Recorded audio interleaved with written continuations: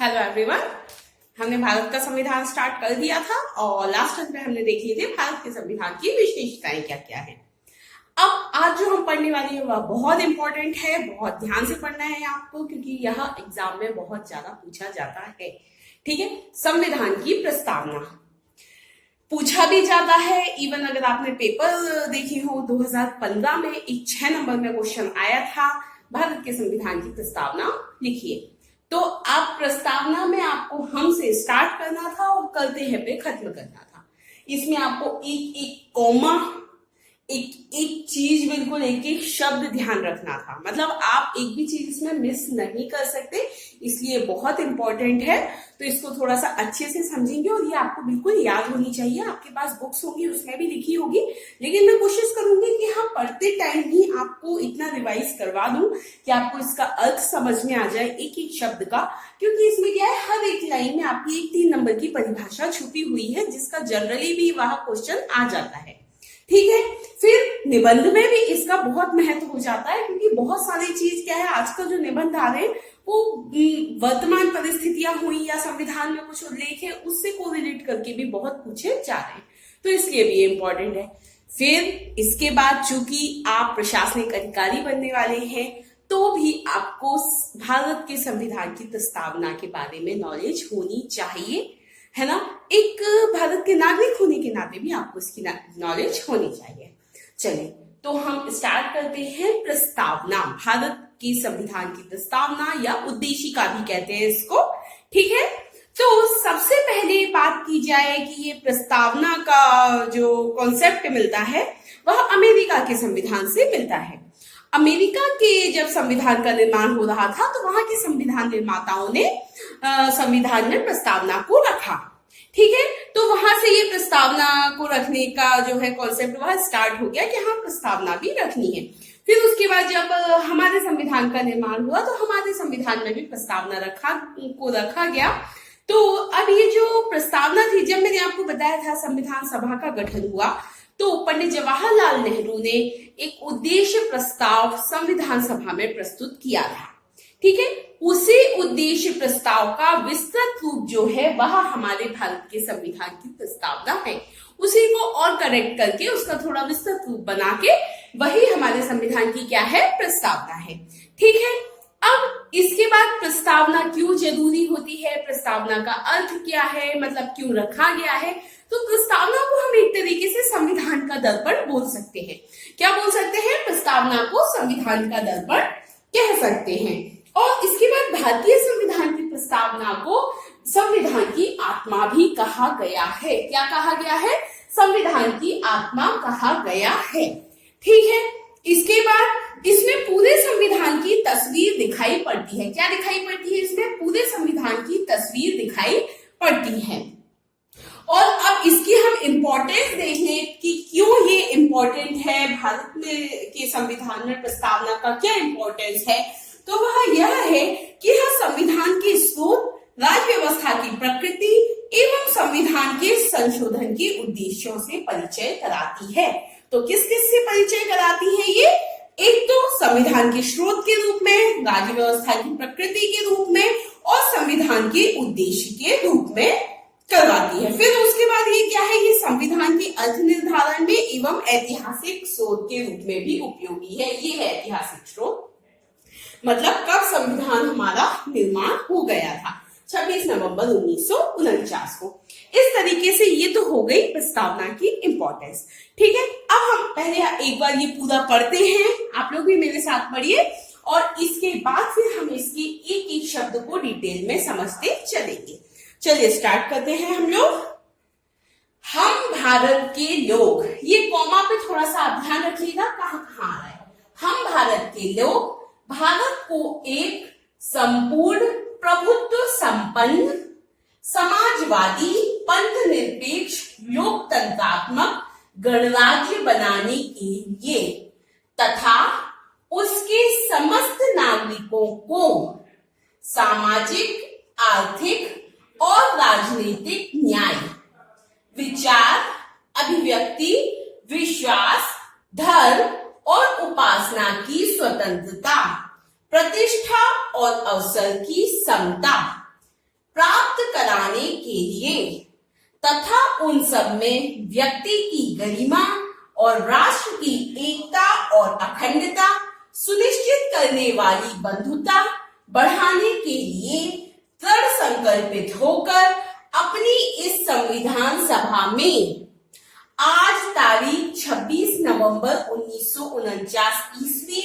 मिति मार्गशीर्ष शुक्ल सप्तमी संवत 2006 विक्रमी को एतद द्वारा इस संविधान को अंगीकृत अधिनियमित और आत्मार्पित करते हैं। ठीक है, अब ये हमने पढ़ लिया। अब इसमें देखिए सबसे इंपॉर्टेंट तो क्या है।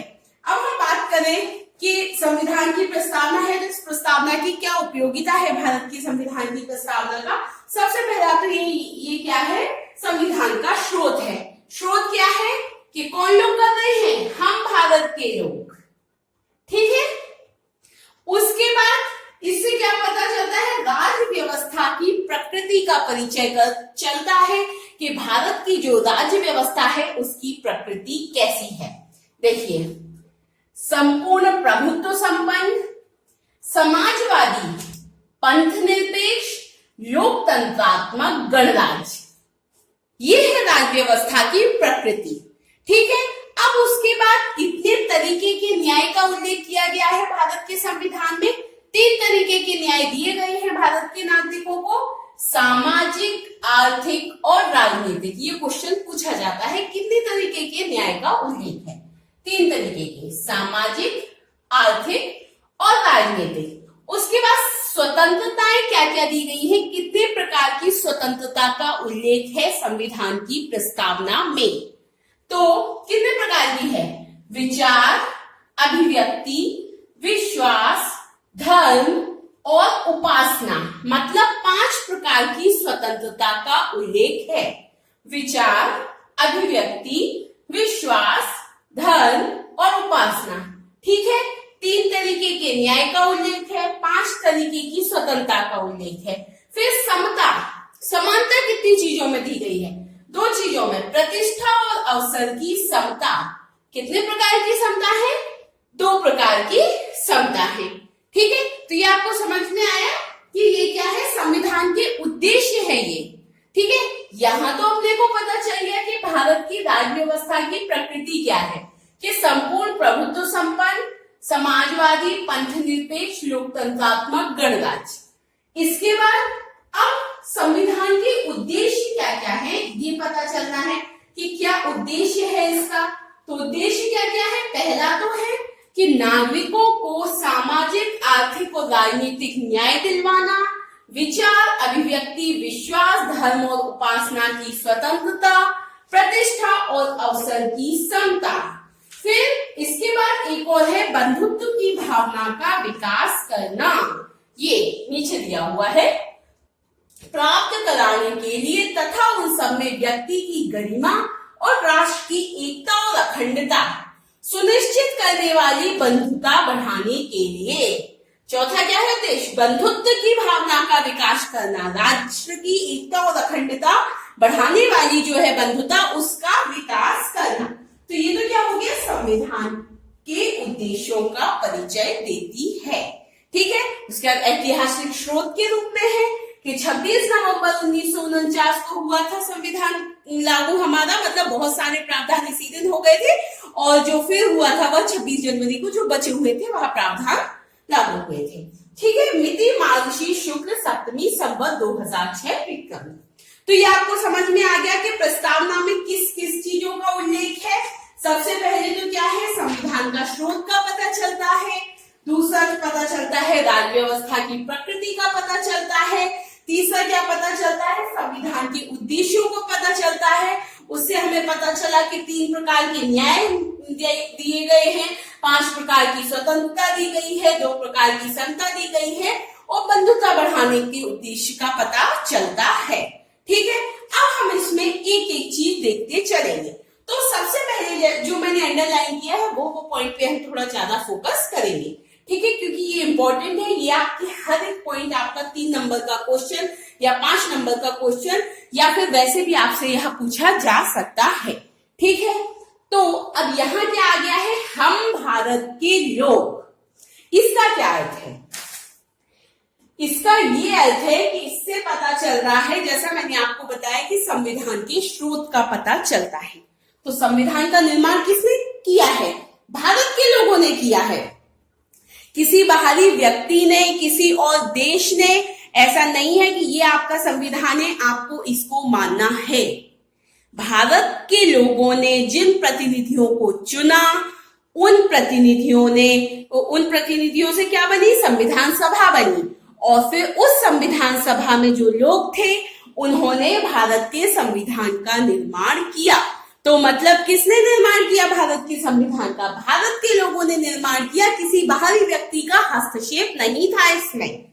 ठीक है, जैसा संविधान निर्माताओं को लगा कि ये चीज इस देश से लेनी चाहिए, तो उनने अपनी मर्जी से ली, उन सब ने आपस में डिस्कस करके ली। ऐसा नहीं है किसी बाहरी देश के किसी व्यक्ति ने उनको फोर्स किया कि नहीं आप ये वाली चीज इसमें रख सकते हो, नहीं, है ना। तो निर्माता कौन है? हम भारत के लोग। ठीक है, तो भारत का संविधान किसके द्वारा निर्मित है? भारत के लोगों के द्वारा निर्मित है। ठीक है, इसके बाद क्या है? भारत को एक संपूर्ण प्रभुत्व संपन्न, भारत क्या है? एक संप्रभु देश है। ऐसा नहीं है कि भारत के किसी भी मामले में किसी भी विदेशी को, किसी भी अन्य देश को हस्तक्षेप करने का अधिकार नहीं है। भारत अपने आप में एक संप्रभु देश है। वह अपने हर एक निर्णय स्वयं ले सकता है, वहां की सरकार स्वयं ले सकती है।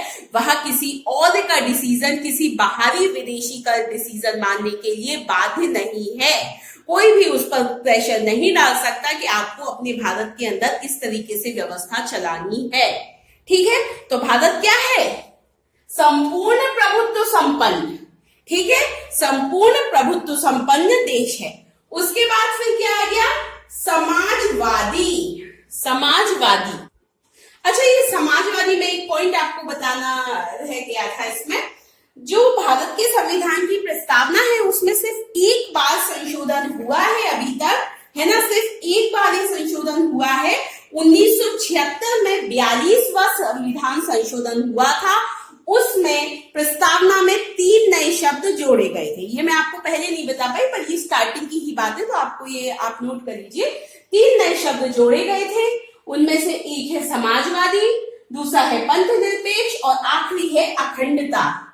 अखंडता आपका आएगा एकता और अखंडता, ये है। ठीक है, ये 3 शब्द जोड़े गए थे 1976 में 42वें संविधान संशोधन द्वारा। ये आप बिल्कुल याद रखिएगा, समाजवादी, पंथ निरपेक्ष और अखंडता, ये 3 शब्द जोड़े गए थे। कब जोड़े गए थे? 1976 में 42वें संविधान संशोधन के द्वारा। ठीक है, अब ये जो समाजवादी शब्द है, इसका क्या अर्थ है? मतलब भारत जो है वह आर्थिक न्याय की धारणा को लोकतंत्र के साथ मिलाकर चलता है, इसीलिए इसको क्या कहा जाता है? लोकतांत्रिक समाजवाद कहा जाता है। कि भारत में जो भी धन संपदा आदि है, वह किसी एक व्यक्ति द्वारा ने उसको निर्मित नहीं किया है। इस पर सभी व्यक्तियों का समान अधिकार है। इसलिए इस संपदा का बंटवारा इस प्रकार हो, किसी एक विशेष दल के लोगों के पास ही पूरी ना पहुंच जाए, पूरे मतलब विभिन्न लोगों के पास इसका बराबरी से बंटवारा हो। इसलिए इसको क्या बोला गया?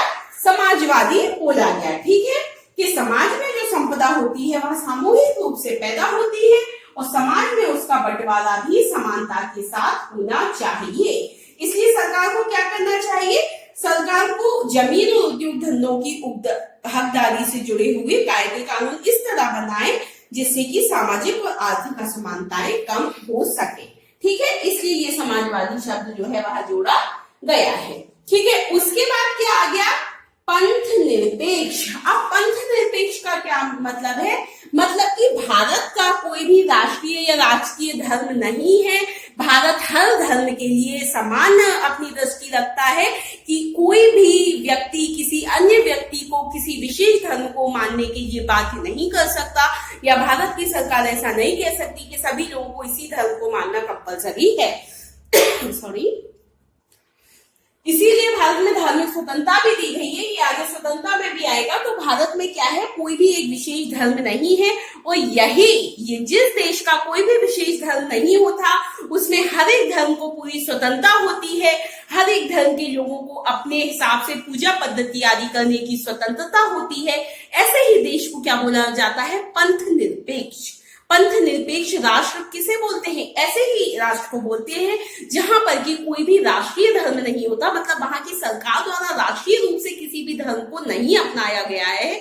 यहाँ के लोगों को हर एक धर्म को, जो भी उनका धर्म है, वह मानने का अधिकार है।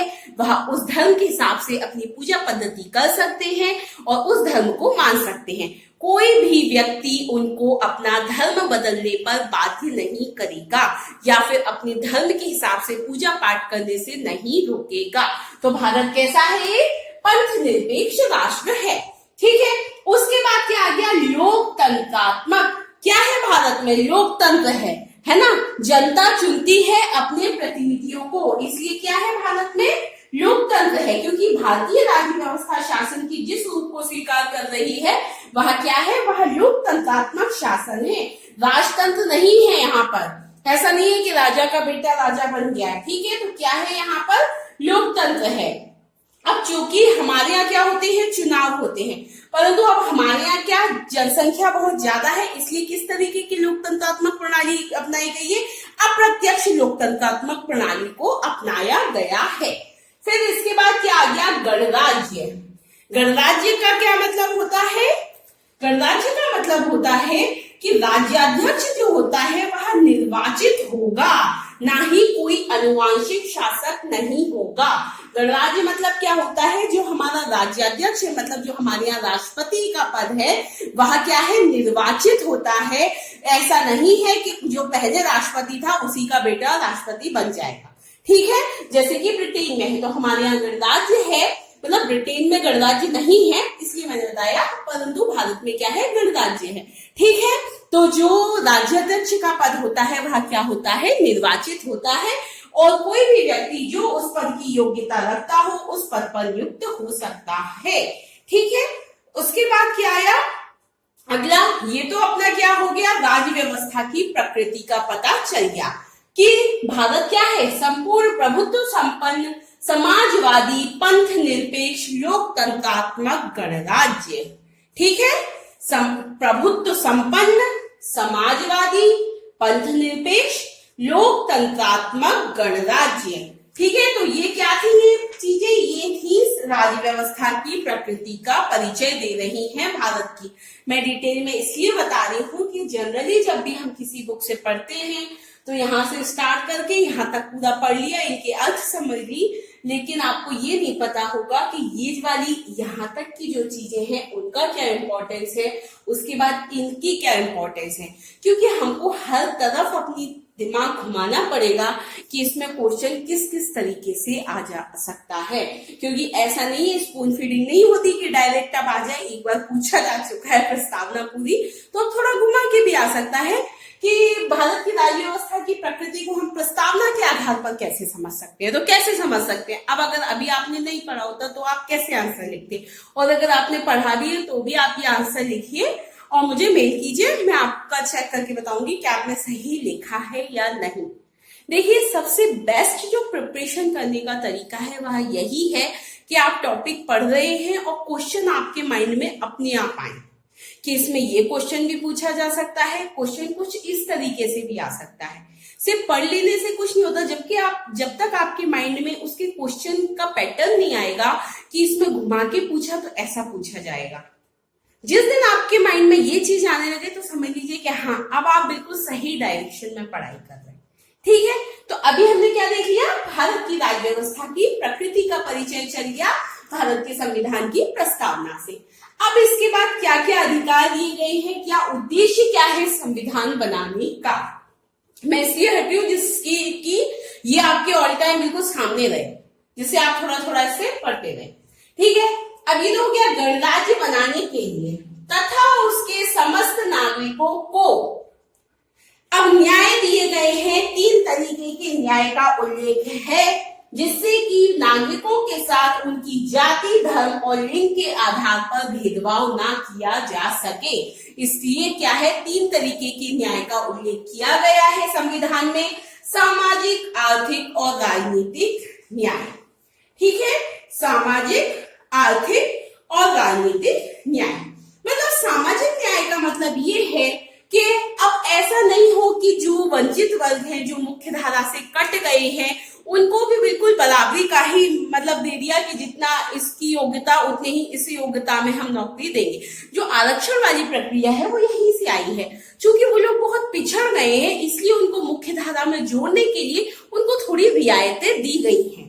तो इसका मतलब ये नहीं है ये जो सामान्य वर्ग के लोग हैं उनके साथ कोई अन्याय हो रहा है, ऐसा नहीं है। उनके साथ तो जो सही होना चाहिए वह हो ही रहा है, लेकिन जो वंचित वर्ग के लोग हैं उनके साथ भी न्याय करने के लिए उनको ये रियायतें दी गई हैं, इसीलिए उनको आरक्षण आदि दिए गए हैं। ठीक है, तो सामाजिक न्याय। इसके बाद क्या आ गया? आर्थिक न्याय। वही बात आ गई कि जो लोग बहुत मतलब बहुत गरीबी रेखा से बहुत नीचे हैं उनके लिए विशेष योजनाएं चलाई जाए, जिससे कि वो लोग फिर से अपनी लेवल पर तो आ जाए कम से कम। इसलिए मनरेगा जैसी जो योजनाएं चलाई जाती है वह इसीलिए चलाई जाती है।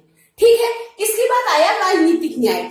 ऐसा नहीं है कि कोई भी एक पार्टी को ही सिर्फ या एक विशेष वर्ग के लोगों को ही बस चुनाव लड़ने का अधिकार है, ऐसा बिल्कुल नहीं है। कोई भी व्यक्ति, चाहे वह पुरुष हो या स्त्री हो, वह किसी भी एक तरीके से बोला जाए वर्ग को बिलोंग करता हो, वह कोई भी भाषा बोलता हो, वह कोई भी धर्म को मानता हो, वह चुनाव लड़ने के लिए स्वतंत्र है।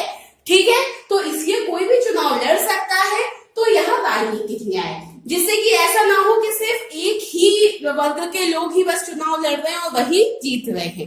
और इसीलिए राजनीतिक उसमें भी एक तरीके से चुनाव में भी कई जगह पे क्या दिया जाता है, वंचित वर्गों आदि को आरक्षण आदि दिया जाता है, जिससे कि वह फिर से मुख्य धारा में लौट सके, जिससे कि उनके प्रतिनिधि भी आगे आए, जिससे कि उनके हित में जो सही कदम उठाने चाहिए, चूंकि वो उसी वर्ग को बिलोंग करते हैं, तो वह उनकी आवाज को उठा सके। ठीक है, तो क्या है, सामाजिक, आर्थिक और राजनीतिक न्याय का उल्लेख किया गया है। इसके लिए तो हो गए क्या, 3 तरीके के न्याय। अब बात कर लेते हैं स्वतंत्रता की। ये न्याय तो है, और जो मैंने आपको बताया धर्म, जाति, लिंग आदि के आधार पर कोई भी भेदभाव नहीं किया जाएगा, सभी लोग समान होंगे। ठीक है, इसके बाद आया विचार, अभिव्यक्ति, विश्वास, धर्म और उपासना की स्वतंत्रता। हर व्यक्ति को अपने विचार व्यक्त करने की स्वतंत्रता है। अब यहाँ पर स्वतंत्रता का क्या अर्थ हो जाता है, ये भी थोड़ा सा देखने वाली बात है कि मतलब स्वतंत्रता का मतलब क्या है। स्वतंत्रता का मतलब ये है कोई भी व्यक्ति किसी अन्य व्यक्ति को अपनी बात मनवाने के लिए बाध्य नहीं कर सकता। भारत के हर व्यक्ति को स्वतंत्रता प्राप्त है। किसकी? विचार, अभिव्यक्ति, विश्वास, धर्म और उपासना की स्वतंत्रता प्राप्त है। देखिए, इसमें स्वतंत्रता में थोड़ी सी एक बात और आ जाती है। ऐसा नहीं है कि भारतीय नागरिकों को असीमित स्वतंत्रता प्राप्त है, मतलब वो जो चाहे कर सकते हैं। अब यहाँ असीमित स्वतंत्रता क्यों प्राप्त नहीं है, इसका भी आपको मैं बता देती हूँ।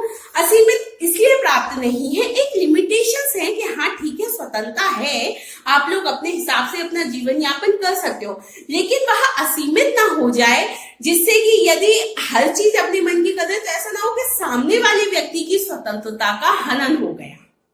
तो इसलिए स्वतंत्रता उस लेवल तक ही प्राप्त है जितनी स्वतंत्रता अन्य व्यक्तियों को भी दी जा सके। ऐसा नहीं है कि एक विशेष वर्ग के लोग को स्वतंत्रता प्राप्त है तो भाई वो मनमाने अधिकार कर रहे हैं, तो दूसरे लोगों की स्वतंत्रता का तो हनन हो गया, है ना। अभिव्यक्ति की स्वतंत्रता है, इसका मतलब ये तो नहीं कितना भी शोर मचा रहे तो उसकी स्वतंत्रता का तो हनन हो रहा है ना। तो क्या है, स्वतंत्रता उस लिमिट तक ही प्राप्त है जब तक कि किसी और की स्वतंत्रता का हनन ना हो, और दूसरी बात उतनी ही स्वतंत्रता प्राप्त है जितनी की अन्य व्यक्तियों को भी दी जा सके। ठीक है, मतलब कि बराबरी की स्वतंत्रता है। ऐसा नहीं है विशेष धर्म, जाति, लिंग आदि को विशेष स्वतंत्रता प्राप्त हो। ठीक है, तो सबको क्या है, समान स्वतंत्रता प्राप्त है। अब ये जो क्या है, एक तरीके से देखा जाए ये जो स्वतंत्रता का जो कॉन्सेप्ट है ये कहाँ से आपको याद आ रहा होगा। लास्ट ईयर तक तो वर्ल्ड हिस्ट्री भी था, तो फ्रांस की क्रांति आपने पढ़ा होगा। तो स्वतंत्रता, समानता, बंधुत्व, स्वतंत्रता, समानता, बंधुत्व, ये 3 जो शब्द है ये कहां से आ रहे हैं, फ्रांस की क्रांति थी। फ्रांस की क्रांति का जो नारा था वो क्या था, स्वतंत्रता, समानता, बंधुत्व की भावना का विकास करना। स्वतंत्रता, समानता और बंधुत्व क्या था, नारा था वहां का, तो ये चीज वहीं से ली गई है, स्वतंत्रता, समानता और बंधुत्व। लेकिन इस पर कुछ वैचारिक प्रभाव अमेरिका के संविधान का भी है। ठीक है, कहाँ का, अमेरिका के संविधान का भी वैचारिक प्रभाव है स्वतंत्रता पर। तो इसके अंतर्गत अपन ने क्या पढ़ लिया कि प्रत्येक व्यक्ति को उतनी ही स्वतंत्रता दी जा सकती है जिससे कि बाकी व्यक्तियों को भी उतनी ही दी जा सके। इससे ये स्पष्ट हो रहा है कि जो स्वतंत्रता है वहां असीमित नहीं है। ठीक है, क्या है, असीमित नहीं है स्वतंत्रता। ठीक है, तो किस किस की हो गई, विचार की, अभिव्यक्ति की, विश्वास की, धर्म की, उपासना की स्वतंत्रता है। धर्म जैसे मैंने आपको बताया कि पंथ निरपेक्ष है भारत, कोई भी व्यक्ति किसी भी धर्म को अपना सकता है, उसको मान सकता है। कोई भी अन्य विशेष वर्ग जाति के लोग या फिर कोई भी व्यक्ति उनको अपना धर्म बदलने के लिए बाध्य नहीं करेगा या फिर उनका धर्म मानने के लिए उनको रोकेगा नहीं। ठीक है, कोई भी अगर अपने हिसाब से पूजा पाठ आदि कर रहा है, अपने हिसाब से अपनी धार्मिक गतिविधियां कर रहा है जिससे कि किसी और की स्वतंत्रता का हनन नहीं हो रहा, तो फिर कोई और उसको नहीं रोक सकता। ठीक है, तो क्या है, धर्म और उपासना की स्वतंत्रता प्राप्त है।